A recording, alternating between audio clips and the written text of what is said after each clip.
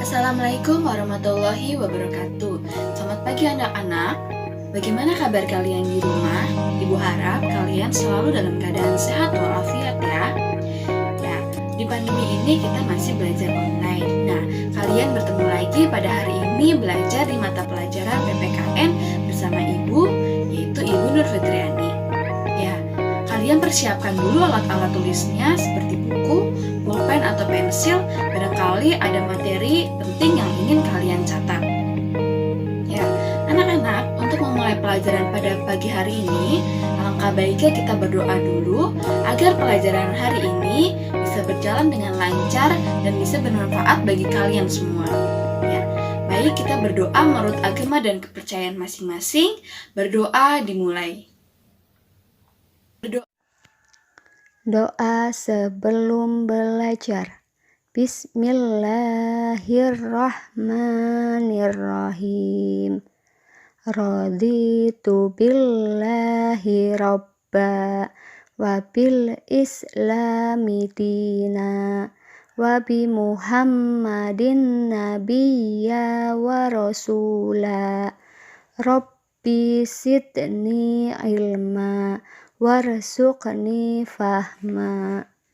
Aku rela Allah sebagai Tuhanku dan Islam sebagai agamaku dan Nabi Muhammad sebagai Nabi dan Rasulku.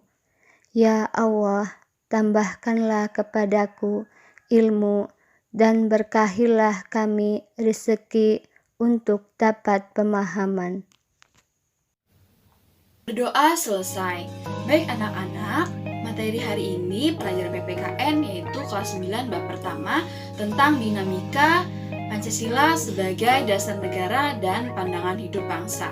Ya, untuk kelas 7 dan kelas 8 kemarin kita telah pelajari tentang Pancasila sebagai dasar negara dan pandangan hidup bangsa. Nah, pada materi hari ini lebih dalam lagi yaitu bagaimana Pancasila dinamikanya ya dari masa ke masa. Pembelajaran kita hari ini adalah yang pertama, agar kalian selalu bersyukur kepada Tuhan Yang Maha Esa ya. Seperti nilai dari sila yang pertama, yaitu ketuhanan Yang Maha Esa. Kalian bertakwa dan juga harus memiliki rasa syukur kepada Tuhan Yang Maha Esa bahwa negara kita ini mempunyai dasar negaranya yaitu Pancasila.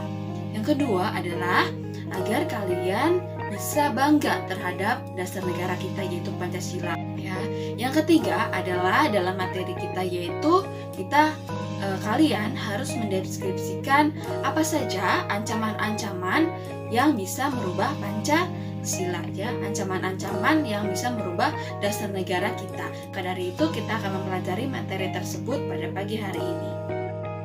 Penerapan Pancasila dari masa ke masa ya, diawali dari kemerdekaan tahun 1945 sampai 1959 dengan presidennya yaitu R. Soekarno. Lalu pada masa Orde Lama tahun 1959 sampai 1966 presidennya masih sama yaitu R. Soekarno. Lalu di Orde Baru tahun 1966 sampai 1998 presidennya yaitu Soeharto. Dan terakhir reformasi sampai dengan sekarang yaitu tahun 1998 sampai dengan sekarang presidennya B.J. Habibie sampai dengan presiden sekarang yaitu Bapak Joko Widodo. Peristiwa seputar di awal kemerdekaan sudah banyak ancaman ya. Yang pertama yaitu adanya pemberontakan komunis Indonesia atau PKI. Ya, tokohnya yaitu Musso. Latar belakangnya adanya PKI ini adalah ingin mendirikan negara Indonesia Soviet ya. Tujuannya itu menggantikan ideologi Pancasila dengan komunis. Yang kedua ada Darul Islam atau Tentara Islam Indonesia (DITII) ya. Tokohnya yaitu ada Sekar Maji, Marijan dan Kartosuwiryo. Ini ingin mendirikan negara Islam Indonesia ya. Tujuannya yaitu Pancasila menjadi syariat Islam ya. Itu termasuk pemberontakan ya. Lalu yang ketiga ada Republik Indonesia Maluku Selatan dipimpin oleh Christian Robert Stephen dan Sumokil ya. Yaitu ingin seperti Aceh ya, menjadi negara otonom di mana mempunyai hak untuk mengurus daerahnya sendiri ya, ingin mendiri negara sendiri.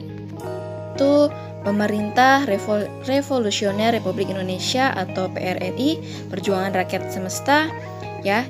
Tokohnya Syarifuddin Prawinegara dan Vince Samuel ya. Tujuannya yaitu pertentangan antara pemerintah pusat dengan pemerintah daerah mengenai otonomi serta perimbangan keuangan pusat dan daerah Sumatera dan Sulawesi. Yang kelima adalah Angkatan Perang Ratu Adil atau APRA ya. Itu tokohnya ada Raymond Westerling dan Sultan Hamid kedua ya. Tujuannya keduanya berusaha mempertahankan negara federasi dari bentukan Belanda. Nah, 6 ada Republik Indonesia Serikat atau RIS menjadi NKRI. Nah, itu bangsa Indonesia konstituante gagal hingga menimbulkan krisis ya. Itu tujuannya untuk mengembalikan Indonesia seperti awal kemerdekaan ya, bukan RIS tapi NKRI. Itu juga bisa menjadi ancaman dari adanya pemberontakan ya. Lalu yang ketujuh ada Andi Agis ya. Yang dilakukan oleh Andi Agis ini tujuannya untuk menuntut keamanan Indonesia Timur, menentang campur tangan pasukan APRIS dan mempertahankan berdirinya negara Indonesia Timur. Yaitu dia ancaman-ancaman dari yang bisa menghancurkan Pancasila, yang mengganti Pancasila. Ini adalah gambar dari tokoh PKI Madiun ya, Muso. Ini tokoh dari DITI yaitu Kartosuwiryo. Dari Republik Maluku Selatan yaitu Sumokil ya, ini dia tokohnya. Lalu ini ada dari Permesta ya, tokohnya yaitu Marjen Vince Samuel dan Syarifuddin Prawinegara. Itu dia tokoh-tokoh dari yang menjadi ancaman bagi Pancasila ya sebagai dasar negara. Yang kedua yaitu masa Orde Lama tahun 1959 sampai 1966 dikenal sebagai periode terpimpin yang seluruh keputusan dan pemikiran dalam pemerintahan negara terpusat pada pemimpin atau negara, yaitu Presiden Soekarno. Demokrasi terpimpin dicetuskan oleh Ir Soekarno ya. Itu banyak gerakan separatis yang menyebabkan ketidakstabilan negara. Jadi tersendatnya juga pembangunan. Maka dari itu disitulah dibuat atau dikeluarkanlah dekret presiden ya. Isi dekret presiden adalah sebagai berikut. Presiden yang pertama, bubarkan konstituante. Kedua, berlakunya kembali UUD 1945 dan tidak berlaku kembali UUDS atau Undang-Undang Dasar Sementara tahun 1950. Dan ketiga, akan dibentuknya MPRS dan DPAS. Penyimpangan yang terjadi di masa Orde Lama yaitu yang pertama, Presiden Soekarno ditetapkan sebagai presiden seumur hidup. Yang kedua, pembubaran DPR hasil dari pemilu tahun 1955, yaitu penetapan presiden. Yang ketiga, pembentukan MPRS oleh presiden. Anggotanya adalah anggota DPR, utusan daerah, dan utusan golongan. Dan yang keempat, itu adanya pemberontakan G30 SPKI yang dipimpin oleh Aidit. Itu penyimpangan terhadap Pancasila dan UUD 1945 pada Orde Lama.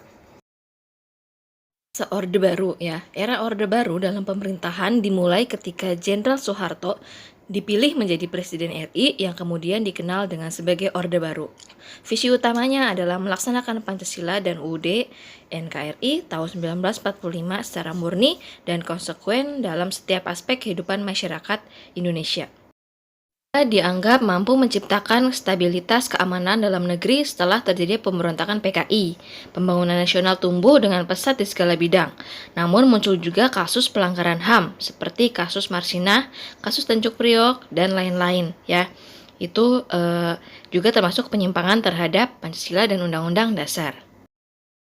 Saat masa reformasi tahun 1998 sampai dengan sekarang. Pada masa reformasi, penerapan Pancasila sebagai dasar negara menghadapi berbagai tantangan, bukan pemberontakan lagi, akan tetapi lebih dihadapkan pada kondisi kehidupan masyarakat yang serba bebas. Kebebasan ini memberi dampak positif yang memacu kreativitas seperti kebebasan berpendapat, berorganisasi, dan berekspresi. Tapi juga ada dampak negatifnya, yaitu merugikan bangsa Indonesia seperti pergaulan bebas, komunikasi yang tidak beretika, narkoba, miras, dan lain-lain. Di samping itu pula, perkembangan dunia yang sangat pesat, bangsa Indonesia harus waspada penyusupan ideologi yang tidak sesuai dengan Pancasila. Jadi saking bebasnya itu banyak sekali sekarang ideologi yang tidak disaring ya. Jadi kita harus bisa menyaringnya sendiri yang tidak bertentangan dengan nilai-nilai dari Pancasila. Reformasi ya, kelebihan dan kekurangannya yang telah Ibu bahas tadi. Ya, ini ada 5 kurang lebihnya. Anak-anak, kita telah pelajari tadi ya, banyak sekali ternyata dari awal masa kemerdekaan sampai dengan reformasi dan sampai saat ini ternyata banyak sekali ancaman-ancaman yang dapat merubah Pancasila. Banyak sekali ancaman-ancaman yang ingin merubah dasar negara kita, yaitu Pancasila ya. Maka dari itu kita sebagai warga negara, kita mempelajari PPKN, kita sebagai warga negara yang baik harus menjaga Pancasila sebagai dasar negara ya, harus menerapkan bagaimana nilai-nilai Pancasila dapat berlaku dalam kehidupan kita ya. Seperti tadi ada yang ingin merubah Pancasila mulai dari PKI, Partai Komunis ya, terus ada DITII, lah Madiun ya. Itu semua dapat merubah dasar negara kita, dapat bahaya karena kalau dasar negara kita diubah atau diganti dengan dasar negara yang lain belum tentu cocok ya, dan juga tidak mungkin bisa diterapkan di negara kita ya. Negara kita dapat hancur karena fondasi negara kita, dasar negara kita, fondasi utamanya yaitu Pancasila itu jika diubah maka saja dapat merubah negara kita ya. Seperti halnya bangunan, jika bangunan itu dasarnya dihancurkan atau diganti, maka bangunan di atasnya itu dapat runtuh atau roboh ya. Maka dari itu kita sebagai warga negara harus menjaga Pancasila dan menerapkan Pancasila dalam kehidupan kita sehari-hari agar Pancasila dapat utuh sebagai dasar negara kita ya. Itu tugas kita sebagai warga negara, menerapkan nilai Pancasila ya, mulai dari ketuhanan Maha Esa ya, kemanusiaan yang adil dan beradab, persatuan Indonesia, kerakyatan yang dipimpin oleh hikmat kebijaksanaan dalam permusyawaratan perwakilan, dan keadilan sosial bagi seluruh rakyat Indonesia. Kita harus menjaga utuh negara kita ya. Ya, itu materi kita hari ini. Kalian jangan lupa kerjakan soal dari evaluasi pertemuan kita hari ini di e-learning ya. Itu jangan lupa kalau ada yang belum absen terlebih dahulu ya, biar Ibu tahu mana anak-anak yang ikut pelajaran hari ini ya. Itu sekian materi dari Ibu, kurang lebihnya mohon maaf. Assalamualaikum warahmatullahi wabarakatuh.